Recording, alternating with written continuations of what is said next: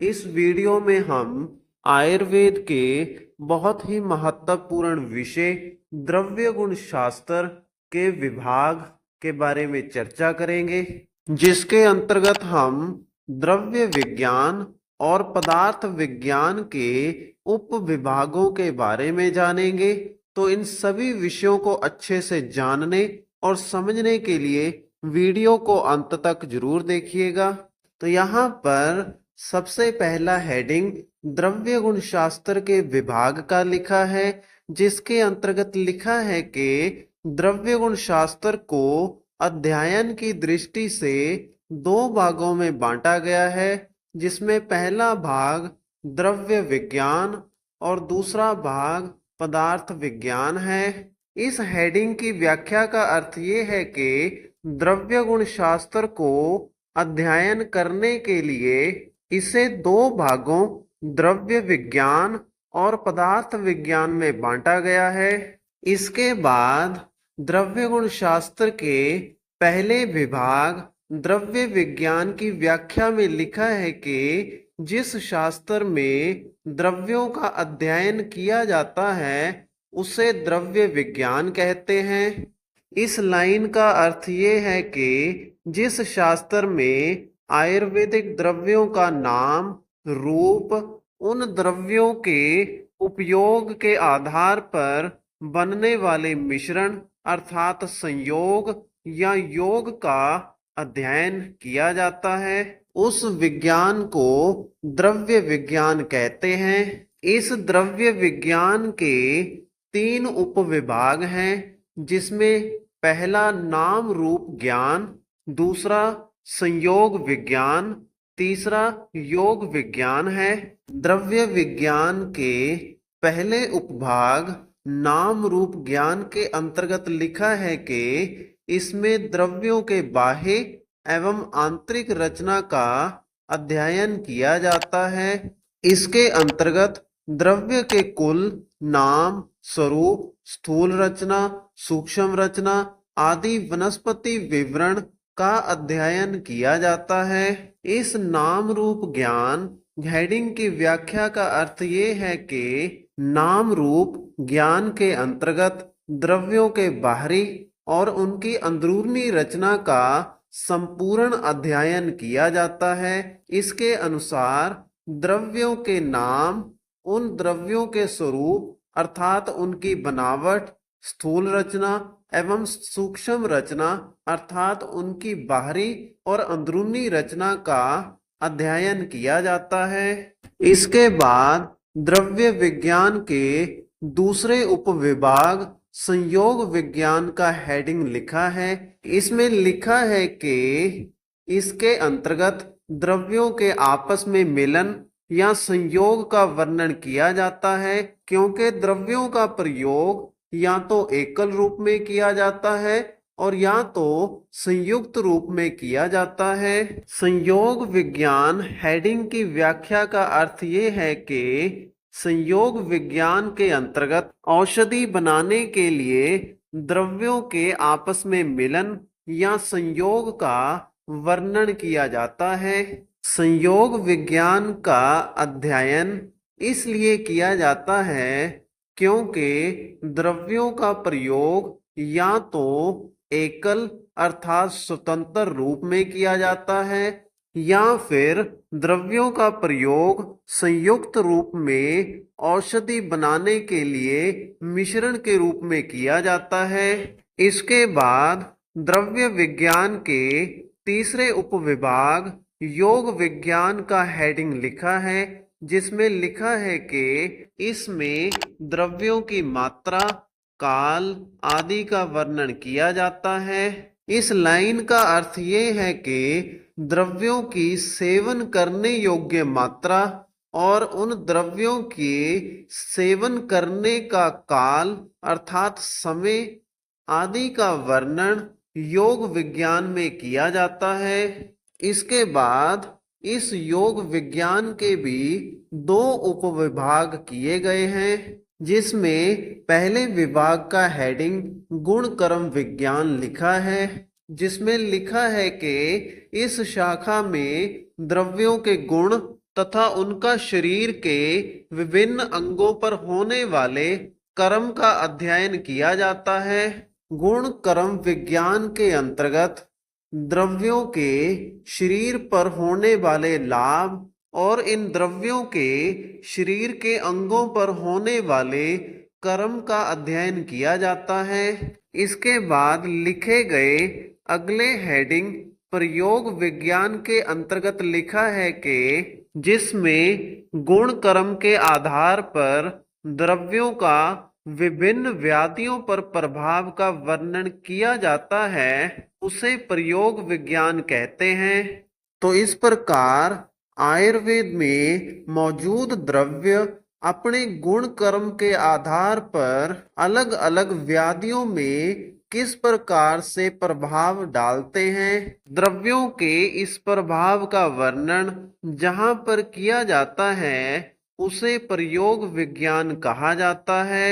इसके बाद अगला हेडिंग द्रव्य गुण शास्त्र के दूसरे विभाग पदार्थ विज्ञान का लिखा है, जिसके अंतर्गत लिखा है कि द्रव्य गुण में 7 पदार्थ माने गए हैं, जिसमें द्रव्य गुण रस वीर्य विपाक प्रभाव कर्म आते हैं। इन्हीं का विवेचन द्रव्य गुण में किया गया है। इन सभी पदार्थों का वर्णन निम्न प्रकार से लिखा गया है। इनमें सबसे पहले हेडिंग द्रव्य के अंतर्गत लिखा है कि जिसमें कर्म व गुण समवाय संबंध से रहे उसे द्रव्य कहते हैं, यथा हृतकी पारद विभीतक आदि। इसमें आहार औषधि व अद्रव्य आते हैं। इस हेडिंग की व्याख्या का अर्थ ये है कि ऐसे पदार्थ ना किया जा सके उन्हें द्रव्य कहा जा सकता है, जैसे कि हृतकी अर्थात हरड़, पारद अर्थात पारा, विभीतक अर्थात बहेड़ा।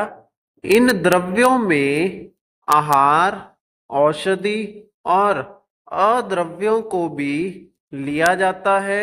इसके बाद पदार्थ विज्ञान के अगले हेडिंग गुण के अंतर्गत लिखा है जो द्रव्य में निश्चेष्ट होकर रहता है उसे गुण कहते हैं, यथा शीत उष्ण रूक्ष स्निग्ध आदि। तो यहाँ पर गुण हेडिंग की व्याख्या का अर्थ ये है कि जिसे द्रव्य से अलग ना किया जा सकता हो उसे गुण कहते हैं।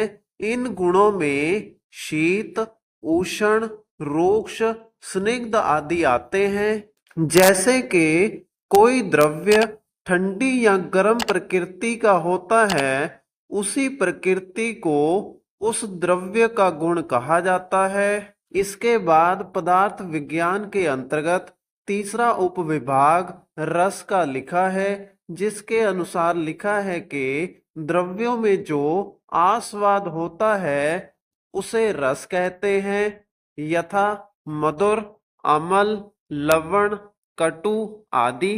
इस लिखे गए हेडिंग रस की व्याख्या का अर्थ ये है कि किसी भी द्रव्य का जो स्वाद या टेस्ट होता है उसे हम रस कहते हैं।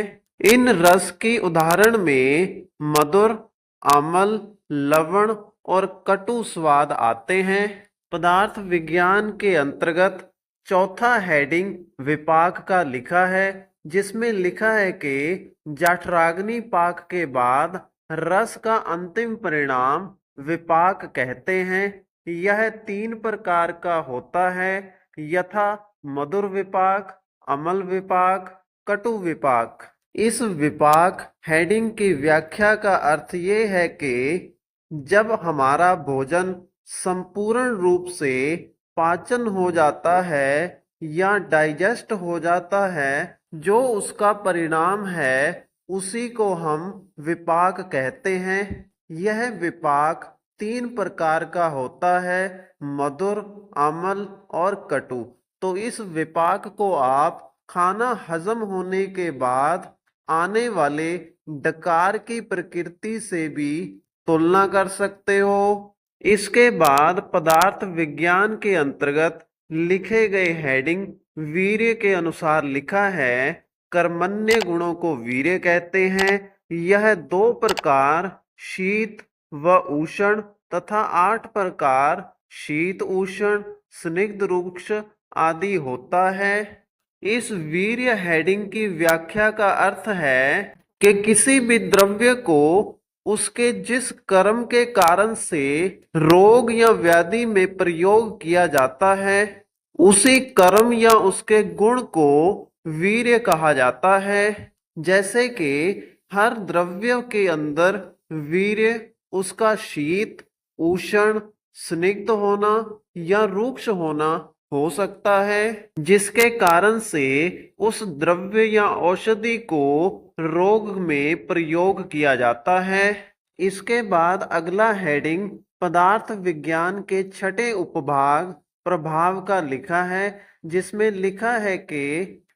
लिखा है कि द्रव्यों की विशिष्ट शक्ति को प्रभाव कहते हैं, यथा अर्जुन का हृदय प्रभाव, शिरीष का विषगन प्रभाव, खदिर का कुष्ठगन प्रभाव आदि। इस हेडिंग प्रभाव की व्याख्या का अर्थ ये है कि हर एक द्रव्य की एक प्रमुख या विशेष शक्ति होती है, जिसके कारण से हर एक रोग में उसका एक खास प्रभाव दिखाई देता है, उसी को प्रभाव कहा जाता है। जैसे कि उदाहरण के रूप में अर्जुन का हृदय प्रभाव अर्थात अर्जुन का हृदय रोगों पर होने वाला लाभकारी प्रभाव। इसके बाद शिरीष का विषगन प्रभाव अर्थात शिरीष द्रव्य का विष रोगों में होने वाला लाभकारी प्रभाव, और खदिर का कुष्ठगन प्रभाव अर्थात कुष्ठ में होने वाला खदिर द्रव्य का लाभकारी प्रभाव आते हैं। पदार्थ विज्ञान के अंतर्गत अगला उपविभाग कर्म है, जिसके हेडिंग के अनुसार लिखा है, संयोग व विभाग में जो कारण हो वह द्रव्य के आश्रित हो तथा कर्तव्य करने की शक्ति हो, उसे कर्म कहते हैं, यथा वमन विरेचन लंघन आदि कर्म। इस लिखे गए हेडिंग कर्म की व्याख्या का अर्थ ये है कि किसी भी प्रकार के रोग को ठीक करने के लिए औषधि को बनाते वक्त किस प्रकार के द्रव्यों को आपस में मिलाना है या अलग रखना है, इसको तय करने के लिए जिस बात का ध्यान रखा जाता है उसे हम कर्म कहते हैं। औषधि बनाने में प्रयोग होने वाले सभी द्रव्यों का कर्म एक समान होता है। कर्म के कुछ उदाहरणों में वमन विरेचन लंघन दिए गए हैं, जिसमें वमन का अर्थ उल्टी कराना, विरेचन का अर्थ लूज मोशन लगवाना, लंघन का अर्थ उपवास कराना है। तो इसी के साथ हमारी आज की वीडियो का विषय यहीं पर समाप्त होता है। अगर आपको वीडियो अच्छा लगा तो वीडियो को लाइक करें और इसी प्रकार से आयुर्वेद से संबंधित वीडियोस प्राप्त करने के लिए हमारे चैनल को सब्सक्राइब करें।